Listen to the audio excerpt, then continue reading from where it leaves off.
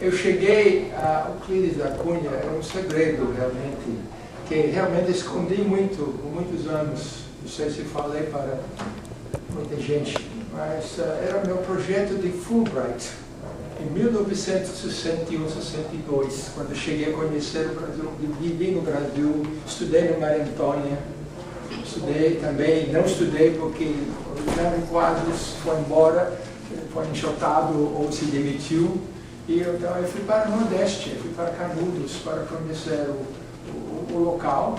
Agora está inundado, né? Mas não conheci o local. E depois eu fui para São José do Rio Pardo, para o chamado Euclidiana. E cheguei a conhecer pessoas como o saudoso Dante Moreira Leite e outros da USP que falaram sobre Euclides da Cunha. Eu era simplesmente um bolsista, então foi uma oportunidade de conhecer o país, de fazer o projeto e, bom, academicamente, realmente tive que maneirar isso, porque estava na área de língua inglesa, linguística aplicada e realmente, até para falar com gente que lexicografia era linguística aplicada, era difícil. Eles acharam que a linguística aplicada era só um ensino de línguas, isso, inglês só. Que não é verdade. Hegemonia, né? Então, tive que realmente brigar um pouco. Então, não fica bem querendo forçar a barra demais. Então, tinha tanta coisa para fazer nessa vida e deixei um pouco. Deixei bastante tempo. Agora que estou aposentado, posso fazer o que der na telha.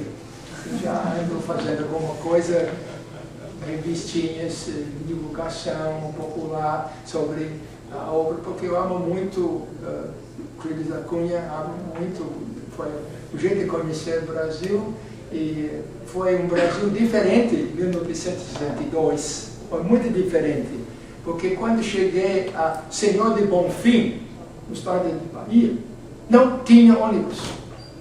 Então, ou o John vai de cabine, com motoristas, ou o que eu vou fazer? Eu vi 2 caras, 3 caras, motoristas de ônibus. Eu achei, bom, eu era jovem, mas eu ainda tenho ideia de macaco velho não coloca mão no cumbuca. Achei, eu não vou com 2 pessoas que não conheço bem. Nunca se sabe, não? Pode achar que sou um turista rico, cheio de dinheiro. Então, eu vou esperar, porque eu ouvi falar que tinha um pau de arara. Então fui de Paldeirara de noite, vendo o Cruzeiro do Sul e segurando as cordas com outros flagelados. E fui lá com eles eram hospitaleiros porque queriam me dar comida, muito, até de chorar, a generosidade da comida, água. Falei, bom, comida eu pego um pouquinho disso, não, delicioso, não, uma linguicinha, uma coisa, não, uma água eu não vou beber porque não sabe, não tinha ainda o estômago preparado para isso, né? Então não bebi água, mas quando cheguei no lugar, bebi água de Coca-Cola ou outras coisas que tinha no barzinho, né? Então foi uma aventura de chegar lá a Canudos, é outra história. Então vamos começar com a apresentação. Então isso é um preâmbulo. Essa palestra ou participação vai ser participatório. Vocês vão participar. Eu não vou jogar slides, vocês vão ter que copiar correndo, isso é chato. E vou simplesmente pedir que vocês me acompanhem, lendo. O que vou fazer? Já foi transparência 1, agora 3 e 4, isso é 2, transparência 2, agora 3 e 4, seleção, retirada da parte 1, terra, a caatinga, em português, original. Depois, tradução de Putnam, da Caatingas, tradução de Lowe, da Caatinga, sem esse, né? Sem plural. E continuo com o trabalho do Putnam, depois do Lowe, nós vamos identificar os tradutores mais tarde, né? São tradutores muito profissionais, muito sérios, são scholarly translations, realmente. Eu vejo que, eu vou argumentar que não se trata de um palimpsesto. Acho que palimpsesto é outra coisa da Bíblia, foi realmente escrita em cima. Eu acho que não é isso. Eu acho que eu diria que é um enhancement, para usar outra palavra, que realmente eles melhoraram a tradição para a clientela.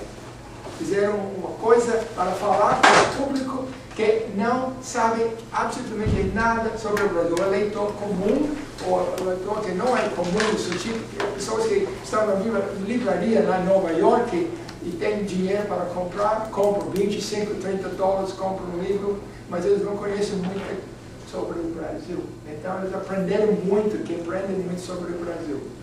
Então, assim por diante que eu vou falar, isso é mais ou menos o que eu vou falar. Então vamos lá. Alguém quer ler?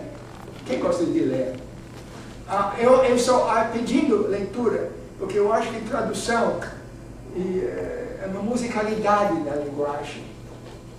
É um português muito bonito, muito culto, muito... há pessoas que dizem que ele é parnasiano.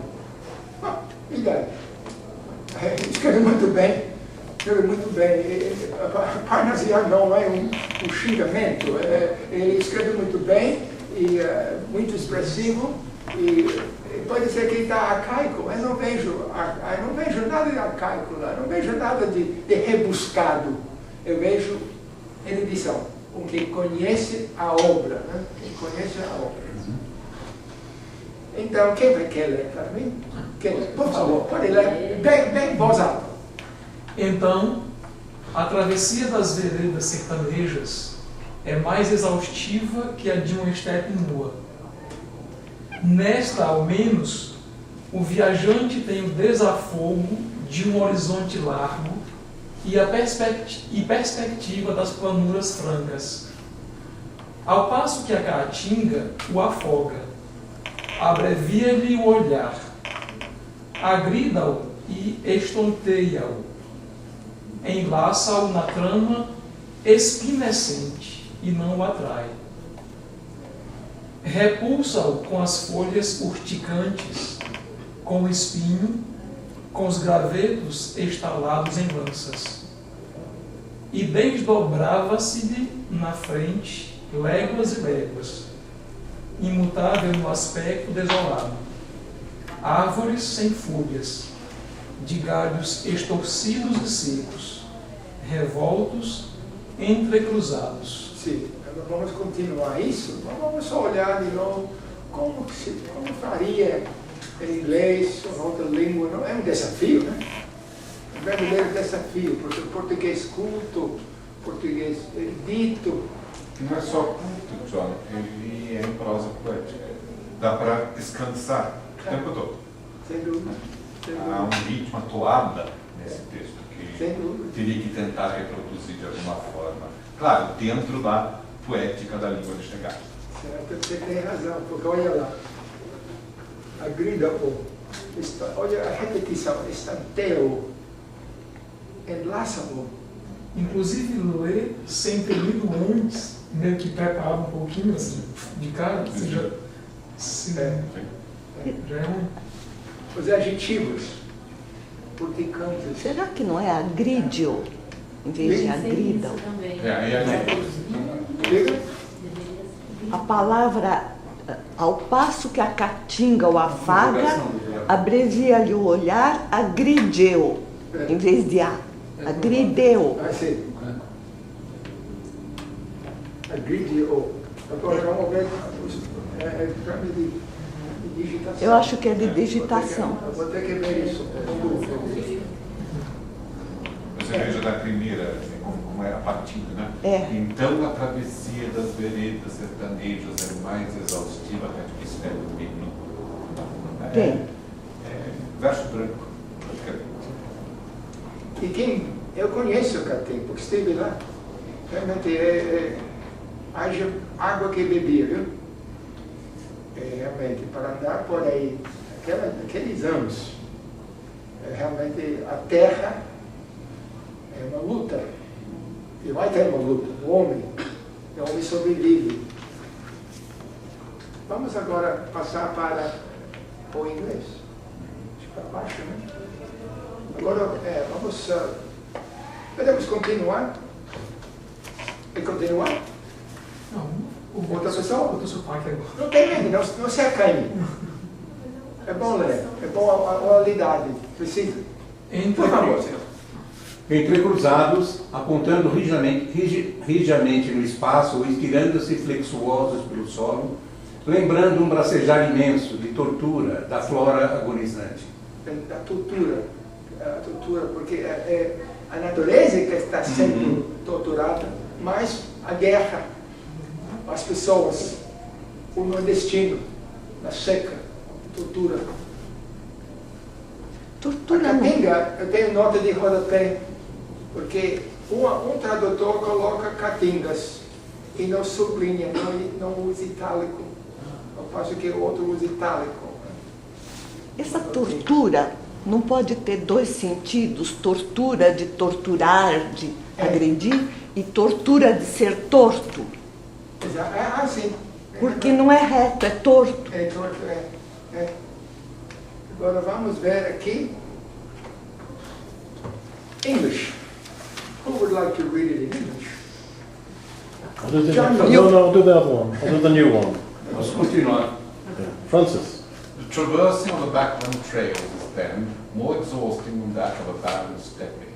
In the latter case, the traveller at least has the relief of a broad horizon and free sweeping plains. The Caatinga, on the other hand, stifles him. It cuts short his view, strikes him in the face, so to speak, and stuns him, enmeshes him in its spiny roof, and pulls out no compensating attractions. Uma tradução bem feita. Veja a wolf, spiny wolf. Spiny wolf. Boa palavra, não é? Eu teria que redobrar para achar essa palavra aqui, spiny wolf. Tem outras coisas.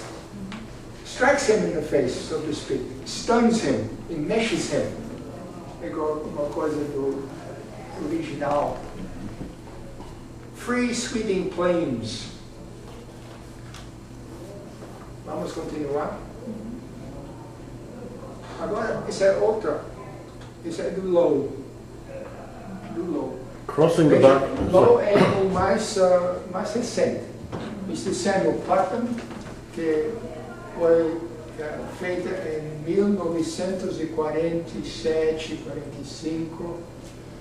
E isto foi feito em 2010, bem mais moderno. Há um prefácio do Stavins, Ivan Stavins, que comenta a tradução e critica um pouco a tradução, que é natural, para valorizar a nova tradução, é natural, que merece também comentário que eu vou fazer quando chegar a tentar publicar isso. Então, vamos ver. Crossing Quem the gosta de ler? back. Low. John. Crossing the backland trails is more exhausting than crossing a naked steppe, however. In the latter case, the traveller has at least the relief of a broad horizon and the perspective of open plains. Here the Caatinga brushland engulfs him. It cuts off his field of vision. It attacks and stupefies him. It tangles him up in its thorny scheme of things and has no attraction for him. Let's go back a bit. Get to see the difference. The traversing of the backland trails is then more exhausting than that of a barren steppe. Crossing the backlands trail is more exhausting than crossing a naked steppe, however. However, the traversing, in the latter case, the traveler at least has the relief of a broad horizon, Russia, and a free sweeping plains.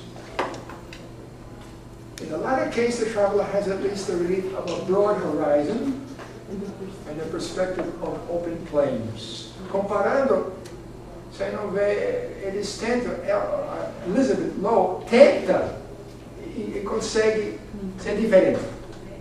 Procura só, obviamente ela leu a tradução. Obviamente ninguém vai traduzir, obedecer, ler o que procedeu mas ela consegue realmente variar e tem algumas coisas, soluções muito interessantes que merecem realmente mais estudo. In the latter case, the traveler has at least the relief of a broad horizon and the perspective of open plains. Here the Caatinga brushland engulfs him, cuts off his field of vision. It attacks and stupefies him. It tangles him up in the story scheme of things and has no attraction for him.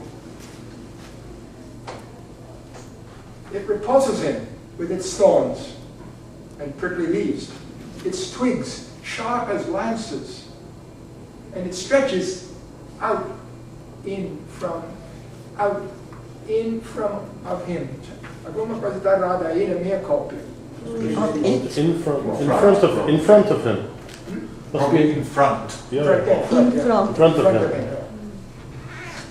Estou vendo que agora com a avançada tem que ler 5 vezes, porque não estou vendo os meus erros. Não estou percebendo que tem um typo aí, vejo tudo correto, que não é bom. For mile on mile, unchanging in its desolate aspect of leafless trees, of dried and twisted boughs, a turbulent maze of vegetation standing rigidly in space or spreading out sinuously along the ground, representing, as it would seem, the agonized structure of a tortured, writhing, or writhing floor. O Putnam é realmente um erudito. Putnam, vamos falar que Putnam foi tradutor de Dom Quixote para o inglês. E para peças de língua francesa, tem uma história muito grande. Aliás, ele tem um livro sobre literatura brasileira. Ele é realmente um brasileiro, 100%, né? Brasileiro. Foi realmente minha atenção, no início, de realmente ser um brasileiro nos Estados Unidos. Eu sabia que ia me casar com uma brasileira aqui no Brasil. E essa brasileira foi a brasileira que encontrei na Semana Euclidiana em São José Rio Pardo. Devia ter falado as línguas lá em casa, que devia ter batizado o primeiro filho, mas não foi a mulher a primeira filha, mas o Euclides. Mas acho que seria de emoção.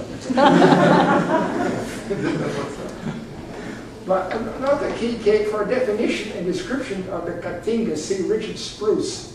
O tradutor oferece informação para o seu leitor, porque o leitor realmente ele sabe que o seu leitor não conhece muita coisa. Aliás, existe um livro, não me lembro o nome, Oitica,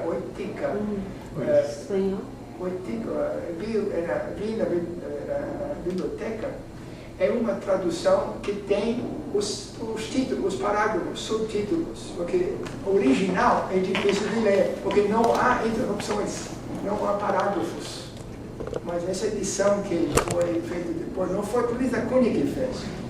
Está escrevendo para gente culta, para gente que não está escrevendo para a geração hoje, está escrevendo para a sua geração.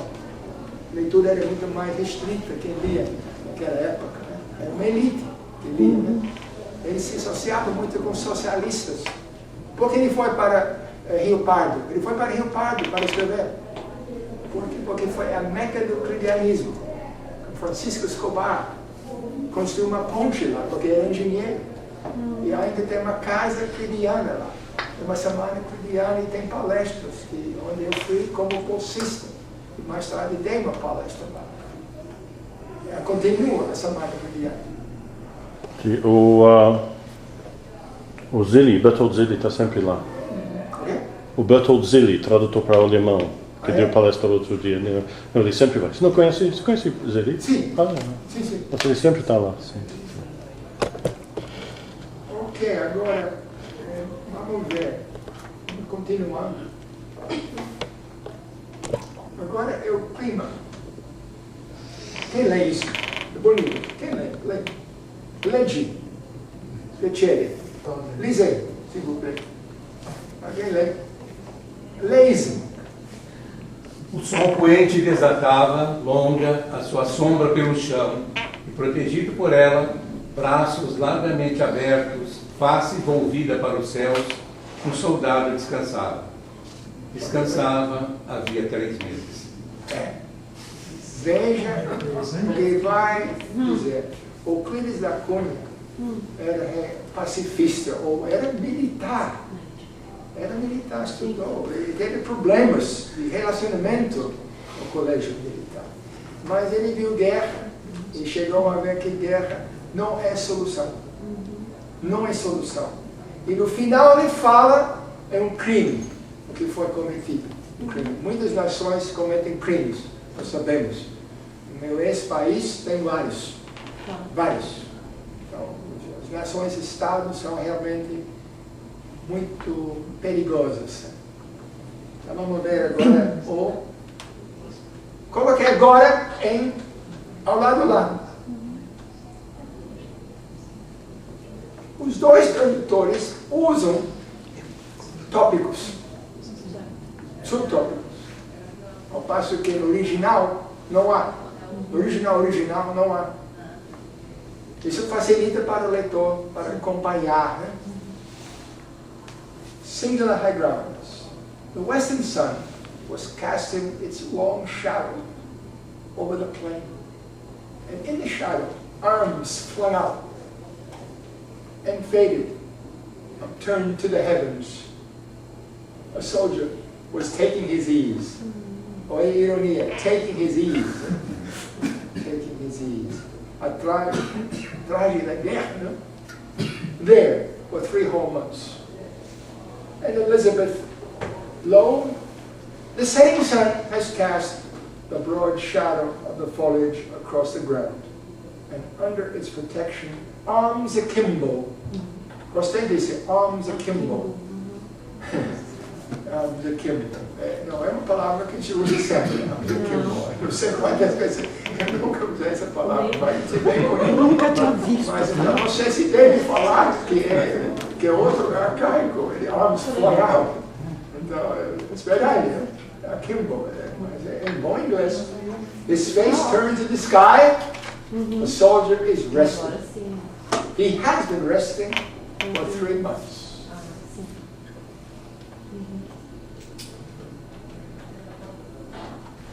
Não compartilha, por isso, a norma comum de menos de um côvado de fundo em que eram jogados, formando pela última vez juntos os companheiros abatidos na batalha.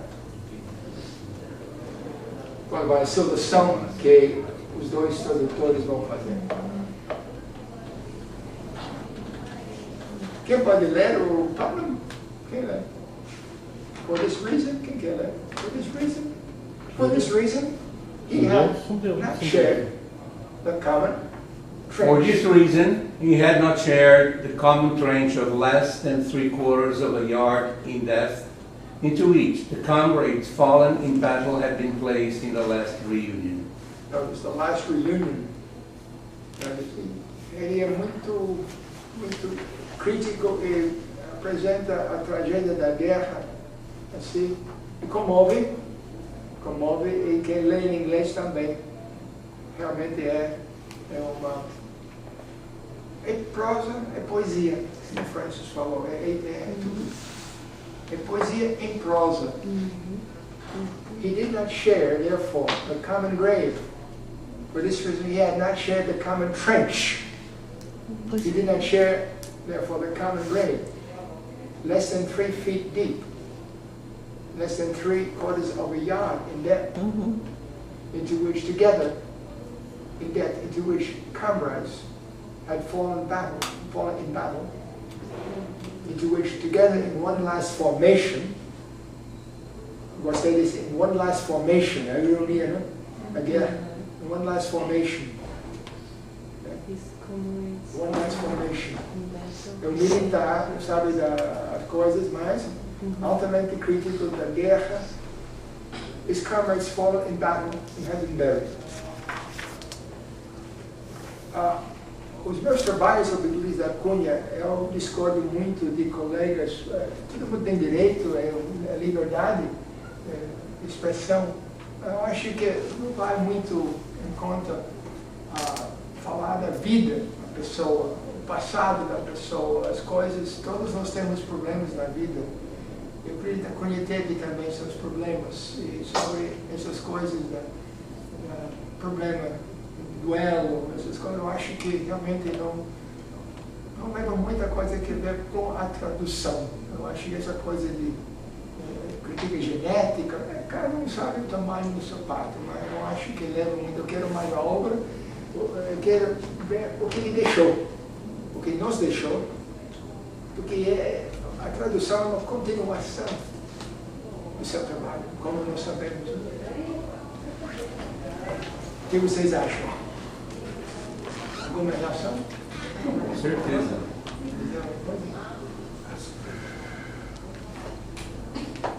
Quem lê isso é curto? Quem lê? Você ainda lê em português, língua portuguesa.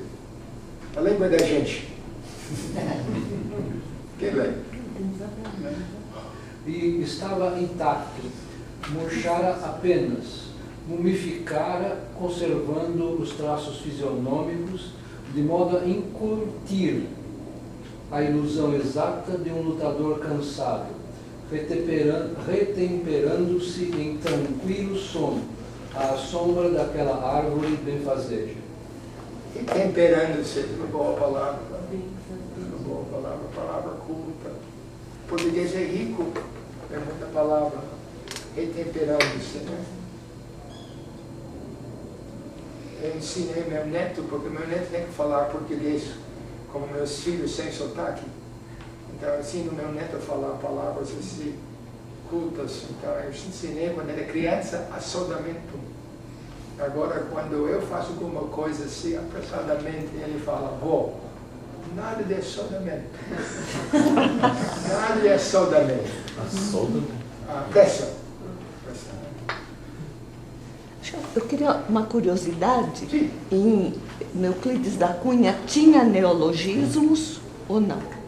É uma boa pergunta. Eu acho que não é como o rei dos neologismos, o Guimarães Rosa, ou outro que o meu favorito é José Carlos de Carvalho, que no Coronel Lobisomem faz muito neologismo que realmente muitos adjetivos, por exemplo, o pássaro é cantativo.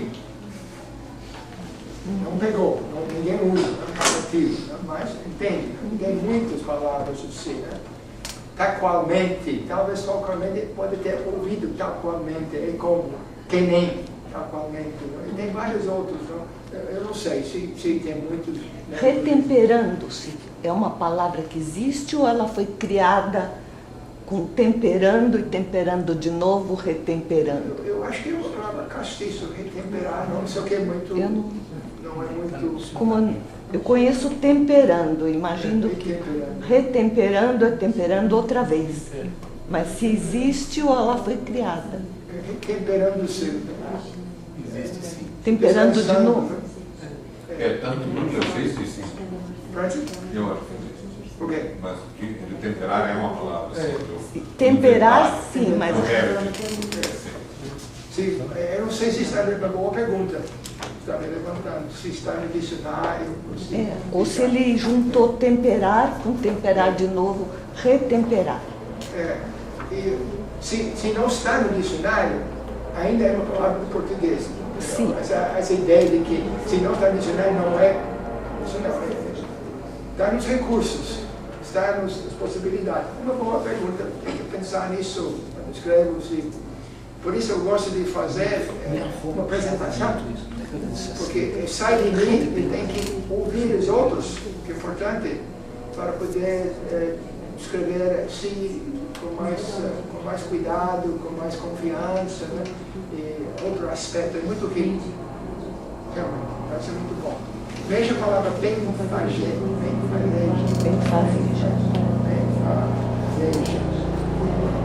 Vamos ver as soluções. His body was intact. Ponto final. They had dried out a little. That was all. Had undergone a mummification, which had preserved the outlines of his physiognomy to such an extent as to give the precise illusion of a tired fighter taking a peaceful nap in the shade of that benevolent tree. Benevolent tree. Compare? And he was intact. His body was intact, and he was intact. Não teve nada de plágio aqui, tá? Muito cuidado, né? De fazer coisa diferente. He had only withered. He was mummified. His facial features preserved in such a way as to suggest a weary warrior. Of a tired fighter, a weary warrior. A tired fighter, a weary warrior. Notice? With a bit of sleep, with a peaceful nap, in the shade of that benevolent tree, and that beneficent tree. Escolheu outra coisa, mas pegou. The impression I'm just getting, just the impression I'm getting is that Lowe looked at Putnam and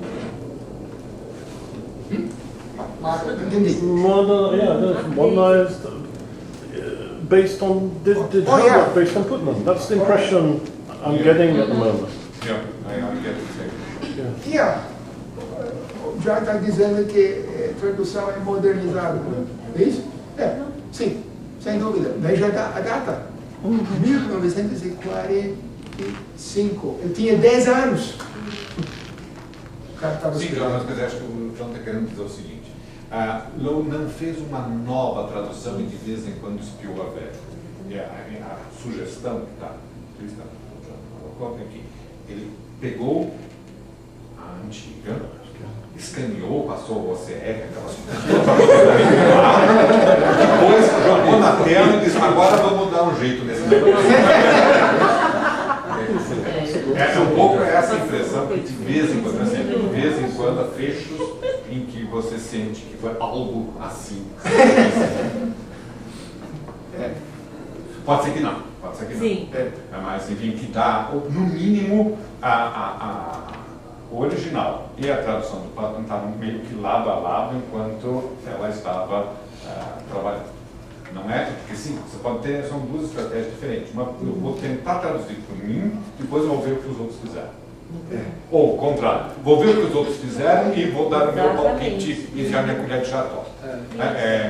Eu acho que foi mais a segunda do que a primeira. Mas nós temos uma coisa de que o original foi escrito numa linguagem antiga do tempo dele, do Euclides da Cunha. Então, a tradução mais antiga, para mim, é mais próxima do original do que essa tradução modernizada, que seria como pegar o Euclides da Cunha e traduzir para o português de hoje. Primeira coisa. Que seria... A primeira tradução entrando igual. A primeira tradução é mais próxima do Euclides em tempo. A segunda seria como se eu pegasse o Euclides da Cunha hoje e passasse para a linguagem de hoje. Interessante. Okay. É como se quisesse revitalizar. Revitalizar, despertar o interesse de uma nova geração para um texto que seria mais difícil de ser lido. Vou publicar e vender para os alunos de 18 a 19 anos Euclides da Cunha escrito em linguagem de hoje. Mas Mais ela se acessível, afasta. mais acessível. Ela se afasta, na verdade. A segunda, a da Elizabeth, eu acho que ela se afasta. Sim. Mais do que a primeira. Acho que a primeira ela é mais próxima. Você queria dizer alguma coisa? Não, então, exatamente, porque eu queria só complementar, ou pegar o gancho do que o professor Francis falou, porque se você pegar benevolent e beneficent, no dicionário são sinônimos, então talvez, acho que até vai fazer o link com o que você mencionou, John, que além de dar um tom de que ele mudou alguma coisa no texto, porque e a questão do plágio? Então eu pego a tradução do Putnam, eu sou a Low, né? Não sou, claro, óbvio. Eu sou uma estudante de tradução, nunca me atreveria a fazer isso, mas se um dia eu fosse, lógico, eu vou benevolent tree, não, o que eu tenho de sinônimo para não modificar tanto e continuar passando a ideia que é uma árvore boa? beneficence. Mas veja como nesse trecho tem algo que mostra que a segunda tradutora é também extremamente competente. Sim. Há, por exemplo, uma assonância na primeira que vira uma aliteração na segunda. Né? O child fighter que vira wary warrior. Wary warrior. Sim, então ela produz o mesmo efeito com recurso diferente. No primeiro a assonância, no segundo a literação. Está muito bem feito. Tá. Muito bem. Mas essa sensação de modernidade, Sim. que eu acho que na tradução literária, talvez é um dos questionamentos é manter o estilo do autor e não modernizar porque fica mais fácil de ler. Sim. Eu posso ter... Mas é aquela situação terrível que a gente estava discutindo outro dia em sala de aula, de onde parte o meu olhar. Porque se eu fosse querer respeitar até o âmago, eu teria que retroceder ao governo Prudente de Moraes. Então, regredir assim algum tipo de processo hipnótico qualquer, né, para poder me colocar na situação de época e olhar com um olhar de época. Não tenho como fazer isso. Né? Eu vou fatalmente olhar com um olhar que, claro, como a gente é mais antiguinho, a gente pode começar a olhar, digamos, na faixa de 1960 para em diante. Outros vão ficar num horizonte um pouco menor, de 90 para cá. Mas, enfim, o olhar não é mais o mesmo, não tem como ser diferente. Então, eu adoro a tradução do Putnam, também eu curto adoidado, eu acho assim, uma proeza e tanto, numa época que ninguém dava bola nenhuma para a literatura brasileira, inclusive. Então, foi muito pioneiro desse ponto de vista, acho que abriu para muita outra gente. Agora, a gente, talvez por isso mesmo, tenha a impressão que ele respeita mais o parnasianismo em prosa do Euclides do que a Lois. Mas, obviamente, a Lois já está com um outro lugar, está vendo de um outro lugar e está com uma outra proposta. Eu acho que é importante olhar também do ponto de vista, não propriamente político, mas a visão que o Putnam tinha do Brasil real, não do Brasil imaginado da época. O Brasil que morria assim, o Brasil em que a vida tinha pouco valor. Bom, ainda tem hoje, mas não mudou muito. Mas mas a gente ele é aumenta crítico. 50% por menos expectativa de vida, não é tão Isso é verdade, pouco aumentou, assim. Porque era jornalista, ele estava transmitindo uma realidade que nem os brasileiros sabiam. Sim. Porque quando se fala de Brasil, aquele Brasil dos sertões, eu não sei, nem sabia o que era, porque eu moro em São Paulo. E os jornais onde foi publicado eram jornais de gente que nunca pegou um pau de arara, que nunca foi parar lá. Claro. Então, além do mais, ele era um jornalista informativo, informando o que ele via. E veja como ele faz aquilo que se compreende muito para a época e que hoje muita gente deixa de fazer. Ele não tem o recurso do audiovisual. Ele tem que fazer então com que a palavra preencha uma função que hoje é o vídeo que faz, a televisão, o cinema faz. Né? Ele só tinha palavra para fazer isso. Então, as descrições que ele faz são quase cinematográficas, mas era o recurso que ele tinha na época, estava apenas na palavra. Então, nesse sentido, é admirável, porque você, de fato, você vê, você sente, você cheira a caatinga desse texto.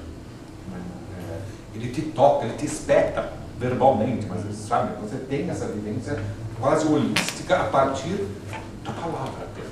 Né? Então, nesse sentido, é genial. Muito bom, concordo plenamente.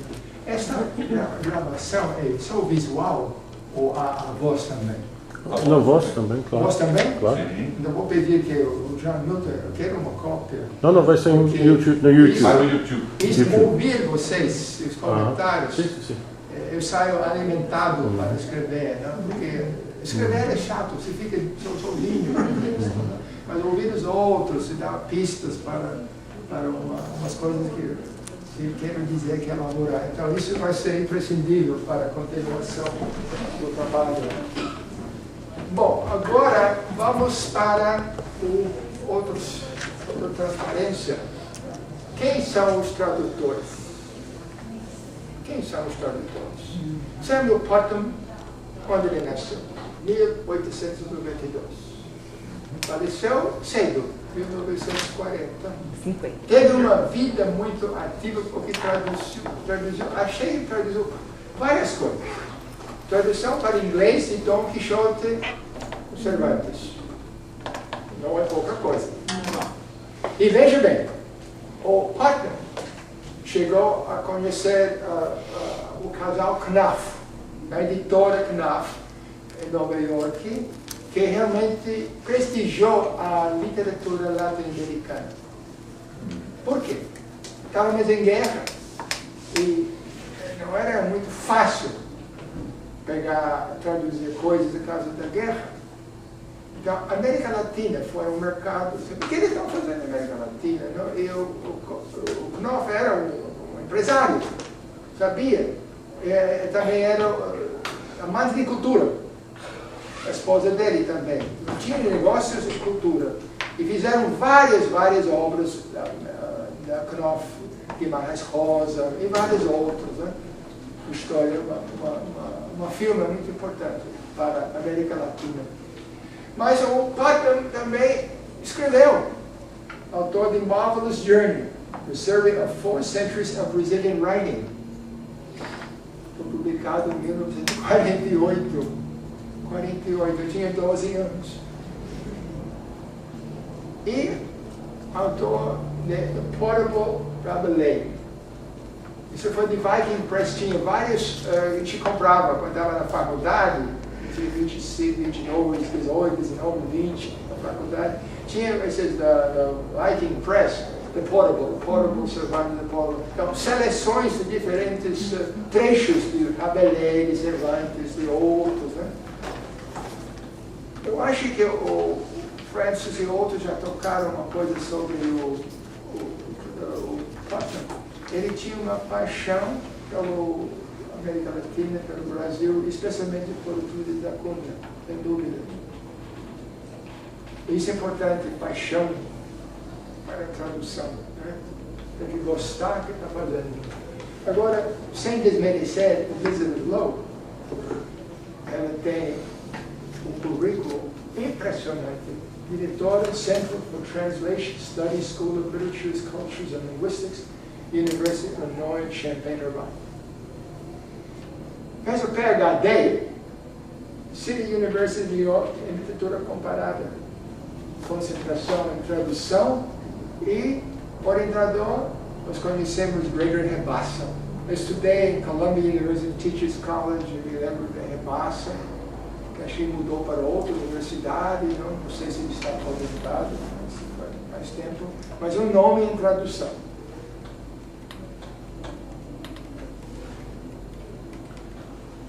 O Putnam também nunca descansou, porque ele fez a tradução do Casa Grande e Senzala,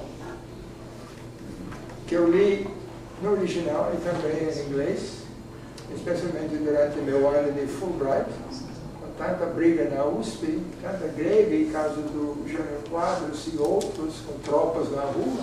Eu falo, com tropas eu vou me mandar. Não vou querer, não quero ver militar nem pintado, eu vou sair. Então fiquei na biblioteca municipal, nos lugares lendo, eu li em português e depois fui para o consulado americano. Naquela época não era um bunker, era um lugar humano. Você poderia entrar, pegar um livro, falar com o diplomata, realmente era humano, e estava na Conjunta Nacional. Na Vida Paulista. Eu fui lá. Entrava lá sempre e pegava a tradução, porque tinha muita coisa, a tradução, lia a tradução, e era realmente bom, né? Mas como o meu amigo Raj fala, ironicamente, como piada, não? Na Índia, em outros países, the American consulate is a stone's throw away. Stone's throw away, or stone's throw away. A nacionalidade tem seus inimigos, propiciada também pelo próprio comportamento, o harvest of empire, a colheita do império. Agora, tradutor, para não se cansar, ele até anche italiano, tradutor come tu mi vuoi aiutare, Luigi Pirandello.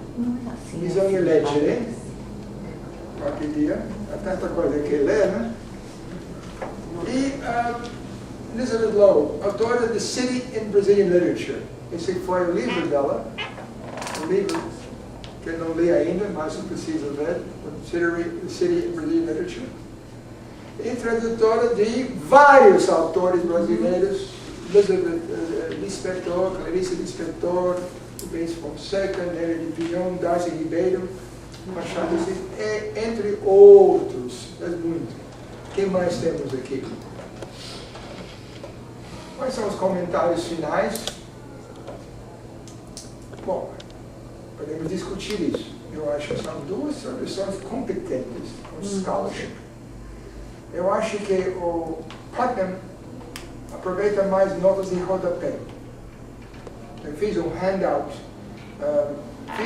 que eu fazer um handout, mas ele deve estar no pendrive, ou pode ter circulado na propaganda que John mandou, senão eu mando, onde tem algumas referências disso. Não? Vocês podem achar e imprimir, né? Se quiser. Então, mas os dois têm notas, glossários. Isso seria parte do trabalho que eu vou fazer, de comparar os glossários. Né? O Putnam tem mais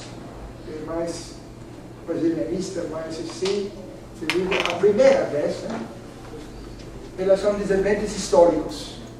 O Elizabeth Lowe também, muita coisa sobre os eventos históricos, que é didático para o leitor de língua inglesa. Quando falo leitor de inglês, não é somente um gringo. Pessoas que muita gente lê inglês no mundo, né? Então, circula o livro, circula.